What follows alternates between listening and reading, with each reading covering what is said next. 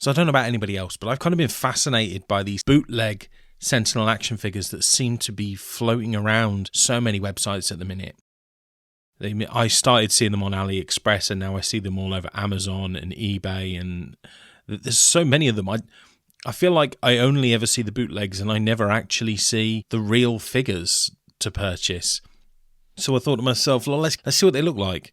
Are they usable figures? Are they something that somebody could pick up if they wanted to add a Spider-Man to their collection? I mean, yes and no. Let's talk about it now. Hi all, Chris here, the Geek Figure Fan. Today we're going to have a look at the SV Action Sentinel Peter B. Parker from Spider-Man Into the Spider-Verse. But this is not the official SV Action figure. This is a bootleg figure that I got off eBay. And I got it for £18.63, I think it was. But these figures, there's so many of them on eBay, so many of them on AliExpress. I've seen them on Amazon, like I say, and they range from anywhere between sort of 15, 16 to 25, 26 pounds or dollars. And I suppose they're all around that 20 mark, really. And as I said, I'm kind of fascinated by them because I never see the official figures on sale. And I know that these figures are now probably 4 to 5 years old. Into the Spider-Verse was released prior to COVID. I think it was 2018. So, these figures have been around for a while. And I don't know what it is about these figures that makes them popular for bootlegging. And I guess that's what I want to find out today. But Spider-Man is one of my favourite comic characters of all time. And Into the Spider-Verse, as well as Across the Spider-Verse, if anyone's seen it. Both incredible movies. Into the Spider-Verse was a breath of fresh air when it first came out. And Peter B. Parker being one of those characters that really bucked against that Spider-Man image that we're used to. But I think let's get this box open. Let's see how this bootleg figure feels. So starting off with a box. I actually think this box looks fantastic. I mean, it's a bit battered because it's clearly been posted out and not a great deal of care has been taken in storage, but the box looks fantastic. On the side, we've got 3 different variations of Spider-Man, and again, on the other side, with the Peter B. Parker face sculpt changes, you can see some different images there. And on the back, a glorious image of Spider-Man, drinking the coffee upside down against the New York skyline. And I like the little cutout that they have on this front here as well, so that you can see a variety of the different heads peeking through. And getting them out of the box, there are actually 2 levels to the sort of this inside part. So we've got the first part that's got the Spider-Man figure, his various heads, hands and other accessories. And included in that are the glasses and the hands with the web shooting out. But actually underneath there is another selection of webs. So various webs there, and also the stand that comes with it as well, so that Peter can be positioned either on his feet or in the air in an action pose. So let's take a look at the figure and the accessories that come with it. And I'm going to start with the figure itself, the most important part. And on first glance, the figure looks pretty damn good, to be honest. The detail on it is excellent. I don't see a great deal of poor paint on it, and I'm really impressed with the level of detail that the plastic itself sort of represents.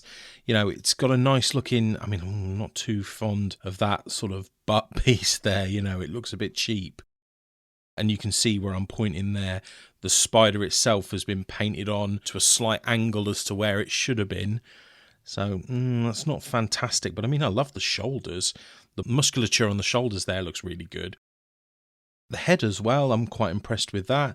And it turns pretty well. If we look at articulation, there's turn in the base of the head and in the base of the neck. So there's a good amount of movement there.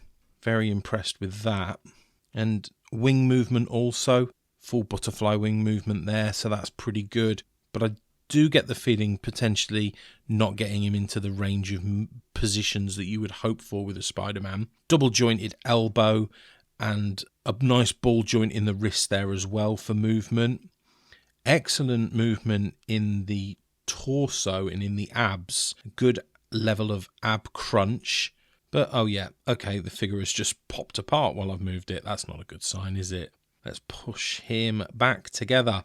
So we were saying the good movement in the torso, so much so that it just rips apart from the rest of his body. Decent movement in the tops of the legs there, and double jointed knee, which I really like. You can get the base of the leg right up to the top of the leg there. There's an okay ball in the foot. Not a great deal of sideways movement on that, and there's a really good toe bend there as well, so the toe joint is excellent. So, I mean, I don't think it's too bad. For the price, I think you're getting excellent articulation.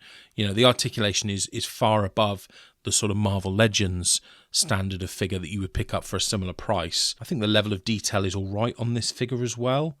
Again, probably fairly similar to a Marvel Legends for the quality of the paint job, other than the couple of bits that I pointed out. But I would say I'm definitely not a fan so far of that sort of hip groin plate.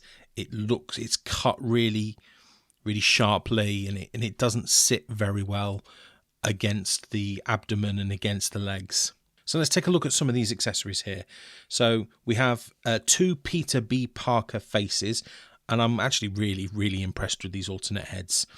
I love the paint job on them and the accents that make them look as though they are taken out of a comic, you know, as opposed to them feeling realistic. Great paint job on that one. And again, we just have another expression on this face here. And you can see sort of the 5 o'clock shadow on the bottom of his chin as well there, and his cheeks. Looks really effective. I'm very impressed with these alternate heads.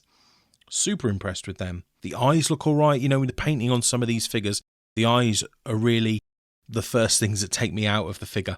You know, they're painted very poorly usually, but not on this one. I'm quite impressed with this.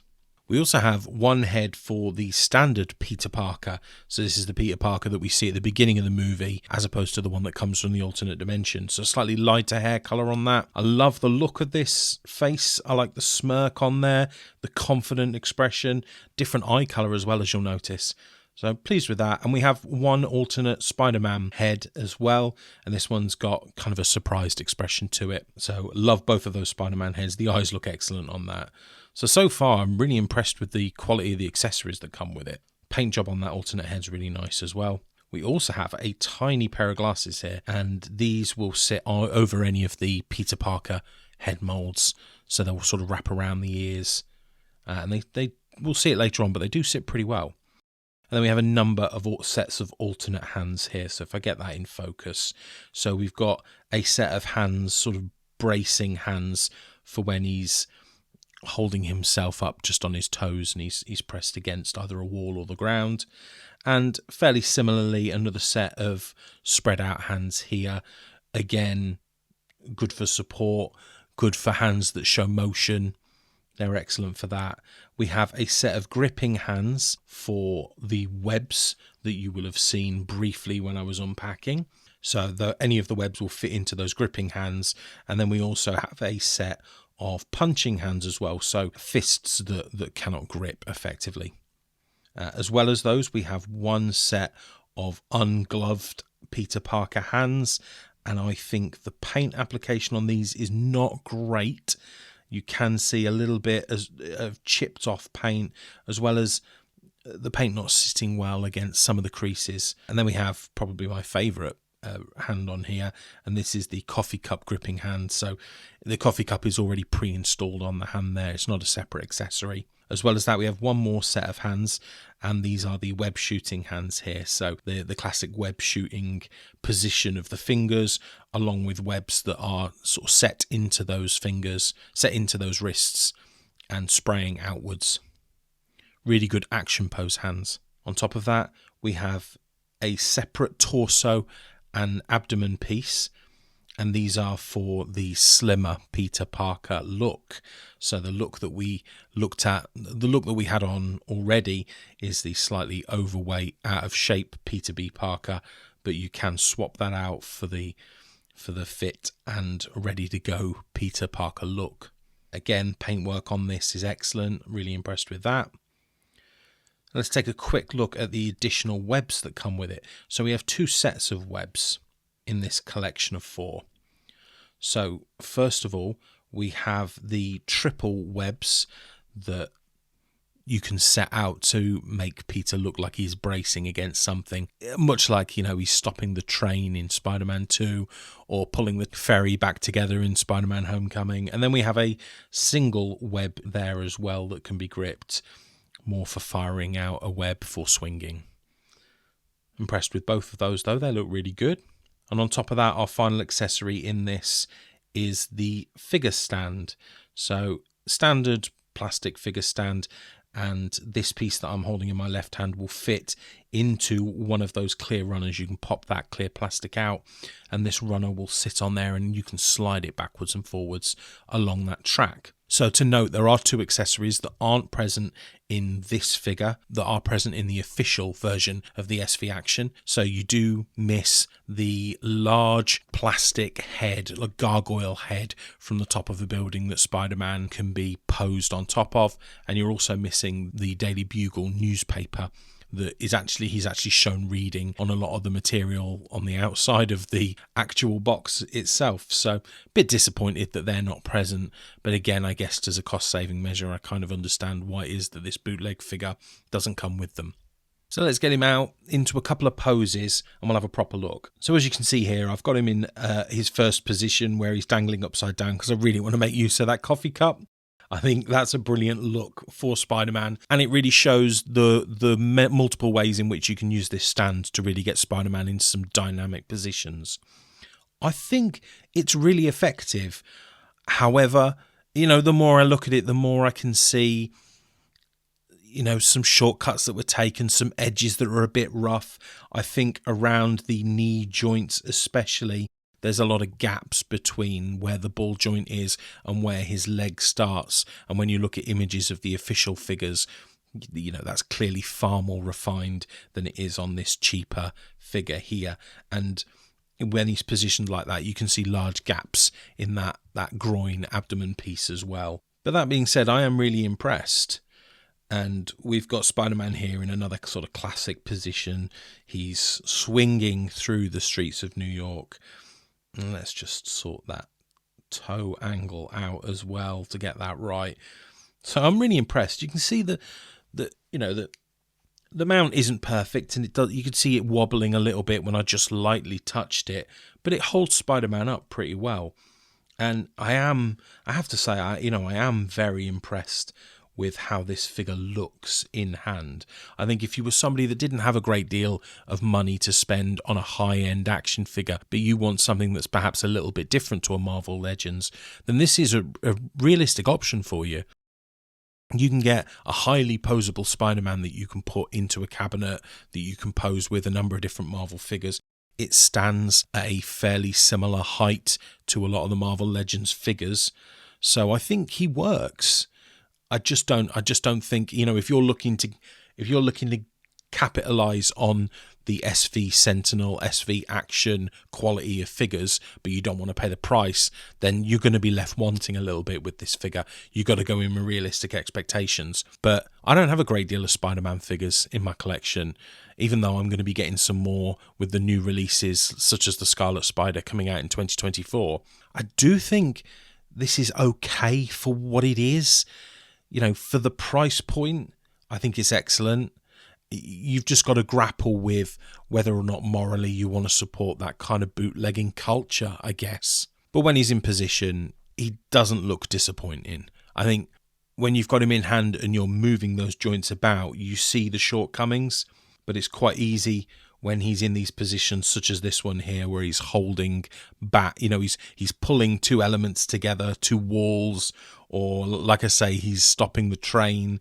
It looks really effective. I think the webs are brilliant. I don't, and they're probably really easy to replicate with a simple mold and a piece of white plastic. But yeah, I'm quite impressed with the way that the webbing looks. And I've got him with his smaller abdomen piece on now, and I really like that surprised expression. I'm very much somebody that enjoys those larger eyes, so the more like the Todd McFarlane eyes, I guess. I love the large eyes that give that real wide-eyed expression. So yeah, from the front, I think the Spider-Man figure looks pretty fantastic. I'm really disappointed that paint piece that I showed earlier, where the spider has not actually been painted properly onto the sort of onto the raised plastic in the spider shape. It's a bit disappointing that that one piece is out by so much. But I don't see any fading in the painting of the webbing. I'd seen some reviews where some people had felt that the quality of the paint job on the webbing is hit and miss. So on some parts of the body, it'll be really defined, and then on other parts it won't be. But on the one that I've had, I feel like the webbing is really obvious on all of the red parts of this costume, and I think that the detail on the blue parts, so that plastic gives that kind of tactile feel to a layered costume that I'm quite impressed with. So yeah, I mean, I'm very pleased with this figure for the price. You know, let's have a look here at some alternate heads. I can't get over how much I like these Peter B. Parker heads. I think they look really well detailed. The best part of this figure for me actually is these alternate Peter B. Parker heads and the other Peter Parker head as well. The hair gives the feeling of movement as well, with that large quiff going over the top. So I have to say the best part of this figure is these alternate heads. So we'll move on from this one. We do have the other alternate heads on offer here as well. And you can see Peter Parker in some different poses. So yeah, really, really pleased with these alternate heads. But I do think the front of the costume is far superior to the back of the costume. And you can see that as this figure turns on the turnstile here. So it has some big hits, but it also has some big misses. And I guess you just accept that for the price that you pay. But that's effectively it from me. I like the figure, and it's something that I'm not disappointed that I purchased, but I went in with realistic expectations, and I think that's all I would advise anybody to do, is just to go in and understand that you are not getting the same quality. Clearly you're not getting the same quality that you would spend 140 to 160 on. I think you're getting better than a £20 figure or $20 figure, but not by much.